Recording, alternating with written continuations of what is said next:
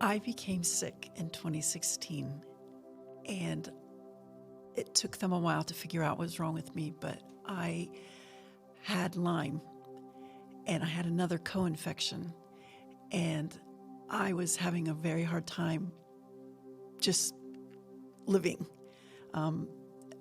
I used to lead Bible studies and form D groups, and I taught teenagers, and I led homeschool groups every church that we moved to. And then I moved here, and I got sick, and everything stopped. Chronic Lyme and the other illness, disease that Deb has is brucellosis. Both of them impacted really every part of our life in terms of what we could do. In the morning, we'd have plans for what we were going to do later in the day, and I would just say, "How you doing?"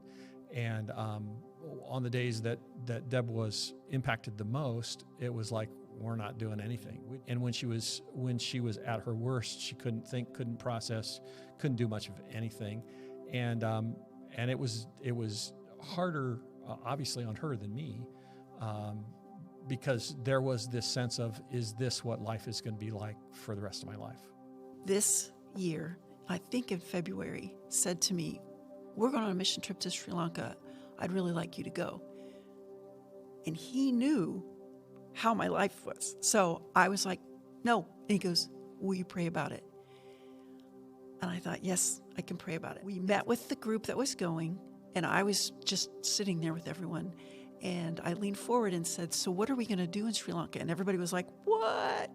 And I thought in that moment that I did not say those words. That was the Holy Spirit.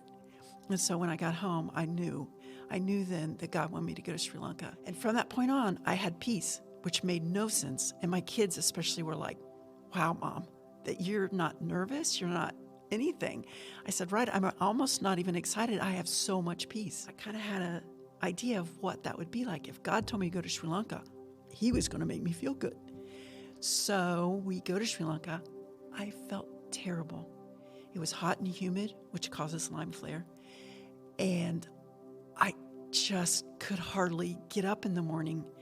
I went to church on October 8th, and worship was phenomenal. Rick began to speak, and he started telling stories about Sri Lanka. So I'm listening. Yes, he starts his sermon. About 20 minutes in, all of a sudden, it was like a shutter lifted, like something clicked. And I knew within 2 seconds I had been healed. I wasn't sitting there. I hadn't fasted. I hadn't prayed that moment to be healed. I had prayed lots of moments to be healed, but not that moment. And that was October 8th. And I have felt wonderful. And I have been back to church, and people are seeing me, and I have energy, and I can start to do all kinds of things. I'm working in the nursery. I'm trying not to get ahead of the Lord, and I want him to tell me what he wants me to do, because obviously he healed me for a reason.